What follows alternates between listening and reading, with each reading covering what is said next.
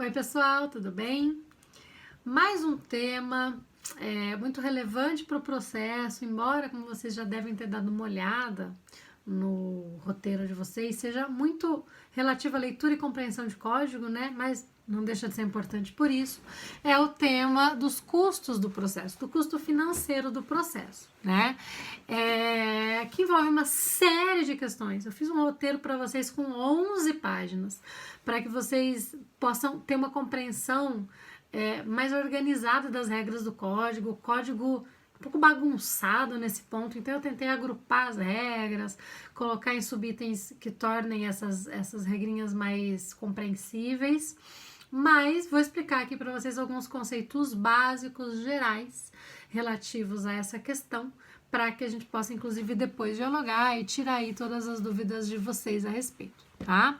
Quando nós falamos em custo financeiro do processo, nós estamos falando em vários valores que têm que ser pagos por uma série de circunstâncias diferentes pelos sujeitos do processo, pelas partes do processo, tá? Quando eu falo em custas processuais, esse é um termo, essa é uma expressão que abrange as despesas processuais e os honorários advocatícios ou honorários de sucumbência, tá? Despesas processuais são todos aqueles valores que a parte tem que pagar pelos atos processuais para que eles possam ser praticados. A antecipação dessas custas ocorre no processo. Então, existem as custas iniciais, que são pagas quando da distribuição da demanda, e se a parte não paga as custas processuais, pode gerar um cancelamento da distribuição da ação e o processo pode ser extinto em razão da falta do pagamento das custas. Elas incluem a figura dos honorários periciais, por exemplo, pagos numa perícia, custas do oficial de justiça em razão de uma citação, enfim, alguns atos processuais que são remunerados e quem arca com a antecipação das custas desses atos são as partes que requerem a prática desses atos como regra, tá? Claro que existem regras específicas para provas e etc., que estão previstas no código também, ok? E também honorários de sucumbência, que daqui a pouquinho a gente vai entender melhor, são valores fixados e que são pagos pela parte que perde, pelo vencido, para o advogado da parte vencedora, fixados no processo. Não estou falando dos honorários contratuais, aqueles honorários que são negociados da parte com o seu advogado. Esses são outra história. Tem uma problemática em torno disso, mas daqui a pouquinho a gente conversa melhor. Eu estou falando dos honorários fixados na sentença ou numa decisão de mérito para que o vencido pague ao advogado do vencedor. Essa ideia de custas processuais nos traz também a concepção de sucumbência no processo. O que é sucumbência, gente? O que é parte sucumbente? Parte sucumbente é a parte que perde no processo. Ônus de sucumbência, então, são os valores devidos pela parte à outra parte em razão da perda do processo. Ela perde o processo e, portanto, ela tem que arcar com as custas processuais, aí incluídas as despesas, tudo aquilo que a parte desembolsou no processo e os honorários ao advogado da parte contrária. Sobre isso que nós vamos falar agora. Existem uma série de regrinhas específicas para isso, tá? Nós temos preparos recursais também, que são despesas processuais, um valor que é pago quando a parte pretende recorrer, enfim, uma série de valores previstos ali para remuneração da prática de determinados atos processuais. A ideia de sucumbência, que talvez seja aqui a mais relevante, né? Ela vai aparecer ainda em muitos outros momentos aí do estudo do processo civil de vocês, quando a gente falar de recursos, vamos voltar nisso, sentença, enfim, tem uma série de questões aí, está atrelada ao princípio da causalidade. Aquele que deu causa à demanda tem que reparar a parte contrária por todos os gastos que esta parte teve para propor a demanda. Então, se eu tive que entrar com uma ação porque alguém não cumpriu uma obrigação que tinha que cumprir perante mim, uma obrigação estabelecida num contrato, por exemplo, e eu tive que pagar algumas despesas para isso, eu tive que pagar as custas iniciais, as custas do oficial de justiça, os honorários de um perito para produzir uma prova, um preparo recursal, todas as custas e as despesas, no caso, que eu paguei no processo, e eu ganho esse processo depois, a parte contrária, que me fez entrar com essa ação, na medida em que não cumpriu a obrigação voluntariamente, portanto eu precisei entrar com a ação, vai ter que me reembolsar por tudo que eu gastei no processo. Essa é a ideia de sucumbência que está atrelada ao princípio da causalidade. Quem deu causa ao processo é obrigado a reparar o outro, a parte vencedora pelas despesas que teve, ok? E entra aí uma concepção bem importante de honorários de sucumbência, porque o juiz, na decisão de mérito, ou mesmo quando não houver mérito, a depender do caso, vai fixar o valor dos honorários devidos para a parte contrária. E os critérios para essa fixação de honorários aparecem ali no artigo 85 do CPC. O CPC vai dar algumas balizas para se arbitrar o valor dos honorários, de 10% a 20% sobre o valor da condenação ou o benefício econômico que se pretende com a ação, ou, se não houver nenhum desses valores, o valor da causa, e esse valor vai ser pago pelo vencido ao advogado da parte contrária. Inclusive, é o advogado que tem legitimidade para executar a sentença nesse ponto, porque os honorários são dele. Ele é que é titular do valor dos honorários. E aqui no conceito de vencido, gente, entra também a ideia de uma sentença que extingue o processo sem resolução do mérito, por alguma razão, por exemplo, reconhecendo a legitimidade da parte. Entra a ideia de também reconvenção, que nós vamos estudar na sequência. Enfim, sempre que eu precisei contratar um advogado para me defender no processo ou para entrar com uma ação contra alguém, porque não houve um cumprimento de uma obrigação, por exemplo, pela outra parte, esta parte vai ser obrigada a pagar os honorários desse advogado que eu contratei, honorários no processo, independentemente dos honorários contratuais, tá? Dei uma olhadinha com bastante calma no roteiro que eu fiz para vocês, que na verdade traz uma organização das previsões do código. Leiam o código também, porque ali no artigo 85 aparecem critérios para isso, aparece a disciplina dos honorários quando se trata da fazenda pública, e aí o código traz balizas, mínimos, né, valores que serão devidos pela fazenda, claro, sempre para dar uma ajudinha para a fazenda, né? Quando o valor da causa for irrisório e inestimável, o juiz fixa o valor dos honorários por equidade, não necessariamente atrelado aos 10% e 20%. A figura lá do parágrafo 11º, parágrafo 11, desculpem, desse artigo também, que traz a figura dos honorários recursais, a possibilidade do tribunal majorar os honorários a depender do trabalho expendido realizado pelo advogado no âmbito recursal, sem passar do limite de 10% a 20%, tem que estar também dentro desse limite. Então, o que pode acontecer? Lá na sentença do meu caso, houve a fixação de honorários de 10% sobre o valor da causa, por exemplo. A parte contrária recorre, eu sou obrigada a fazer com que o meu advogado faça recurso, trabalhe um pouco mais no tribunal. O que vai acontecer? No âmbito do tribunal vai haver a majoração dos honorários recursais, que podem chegar até a 20%, a depender do trabalho despendido no âmbito do tribunal. Isso é uma novidade no CPC de 2015, isso não existia no CPC de 73, ok, gente? Então vejam como é importante pensar muito bem antes de entrar com uma ação, né?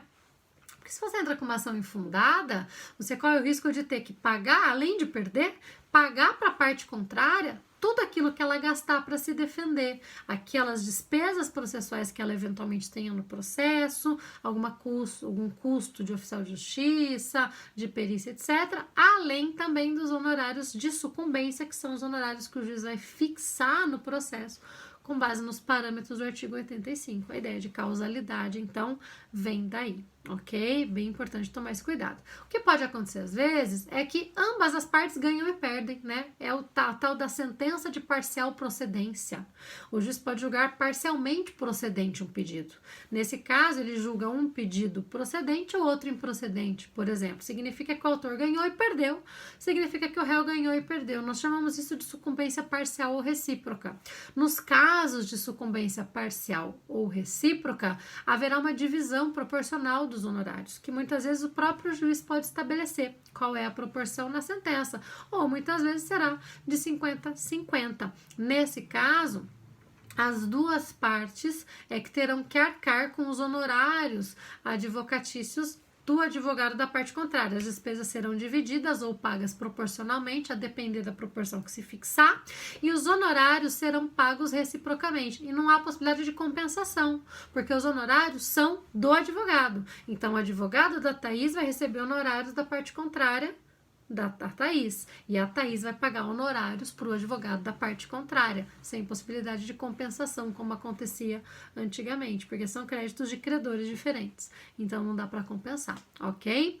Existiu há algum tempo uma discussão a respeito dos honorários contratuais, que é aqueles honorários que eu combino com o meu advogado num contrato, não os honorários de sucumbência no processo, mas os honorários contratuais teriam que entrar também nessa ideia de reparação da parte contrária quando eu dei causa à propositura da ação. Construiu-se uma tese à luz do artigo 100 da Constituição Federal, a ideia de reparação integral do dano. E nessas situações é que algumas decisões do STJ, que vocês podem inclusive encontrar, em ações de indenização propostas contra partes que foram vencidas em demandas anteriores, houve condenação dessas partes a pagar os honorários contratuais do advogado daquela parte que ganhou a ação. É super polêmico isso, eu mesma já fiz várias vezes defesas contrárias a isso, porque é muito complicado de arbitrar, afinal de contas, o que é um valor justo para esses honorários, né? Então, se a parte contrata um grande advogado que cobra um valor absurdo de honorários para defendê-la num processo, eu sou obrigada a pagar os honorários desse advogado, o próprio STJ nesses acórdãos vai dizer que existe aí uma fixação equânime, adequada, mas ainda assim é muito polêmica essa questão dos honorários contratuais, não é desses que eu estou falando aqui. Nós estamos falando dos honorários fixados com base no artigo 85 do CPC, que é um artigo enorme, cheio de parágrafos e que eu espero que vocês leiam para que a gente possa trazer aí depois também todas as dúvidas que vocês tiverem sobre isso, ok? Mas é uma questão bem relevante essa dos honorários, do valor, né, fixado adequadamente, etc, tá? Também dei uma olhadinha lá no parágrafo 3º que vai falar, segundo e terceiro que vai falar, desculpem, terceiro, que vai falar da Fazenda Pública, dos honorários que devem ser pagos pela Fazenda, quando vão ser pagos, ok?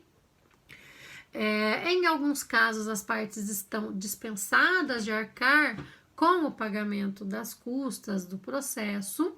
Isso ocorre se tratando do Ministério Público, Defensoria Pública, todos os legitimados por ações coletivas também, as associações, por exemplo, e também o beneficiário da gratuidade da justiça, aquele que afirmar, declarar que não tem condições de arcar com as custas do processo sem prejudicar o seu sustento ou o sustento de sua família. A prova disso é uma mera declaração, quando se tratar de pessoa física, né?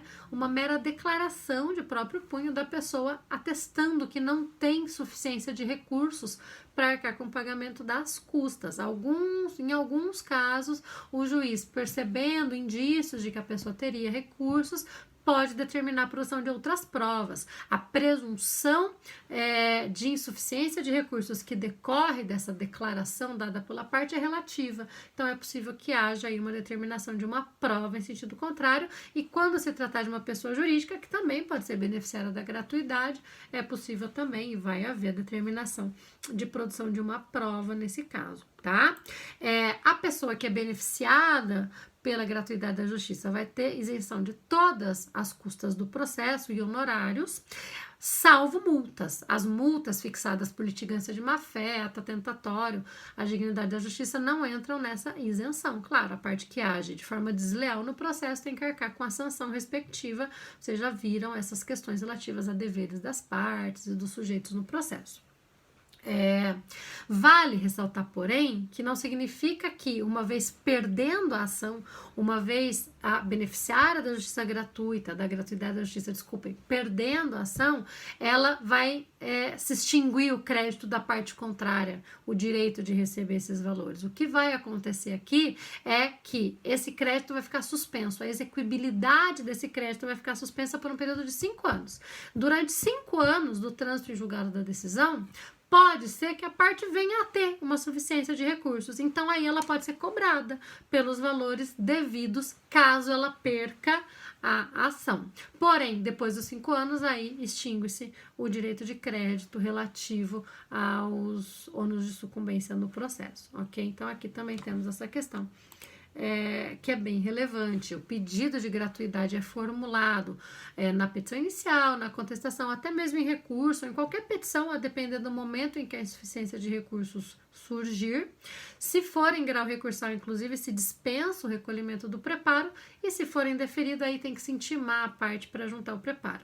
Eventualmente, se houver uma revogação da gratuidade da justiça, porque se observar que a parte não tinha direito a receber, ela vai ser obrigada a pagar todos os valores devidos, inclusive até mesmo penalidades por ter agido de má fé ao alterar os fatos com relação a ter ou não o direito da gratuidade de justiça. Isso também é bem importante, tá? E, uma vez deferido o benefício da gratuidade da justiça, é possível, na contestação, o réu impugnar a gratuidade. Nós falaremos de contestação na próxima semana. Se for concedido em outro momento, por meio de uma simples petição em 15 dias, a parte contrária pode impugnar a gratuidade de justiça, ok? Também é bem importante, acontece bastante a necessidade de se conceder a gratuidade. Por fim, também é importante falar das multas que entram na questão do custo financeiro do processo.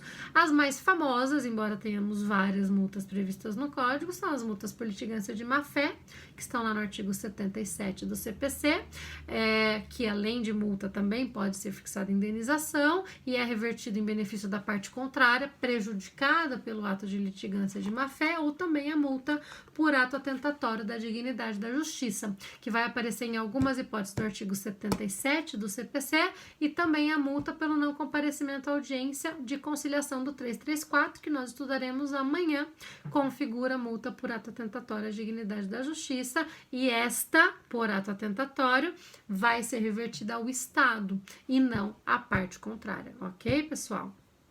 Por favor, eu peço que vocês leiam todos esses dispositivos do código, deem uma olhada no resumo que eu fiz com amor e carinho para vocês, para tentar deixar um pouquinho mais organizadas as regras do código, e tragam as dúvidas que vocês tiverem a respeito dessas questões, que são simples, são de leitura de código, não tem lá grandes problematizações em cima disso, mas são muito importantes e tem uma aplicação prática importante, por isso que nós precisamos falar sobre elas, ok? Nos encontramos daqui a pouco para tirar todas as dúvidas de vocês a respeito. Um beijo e até já já.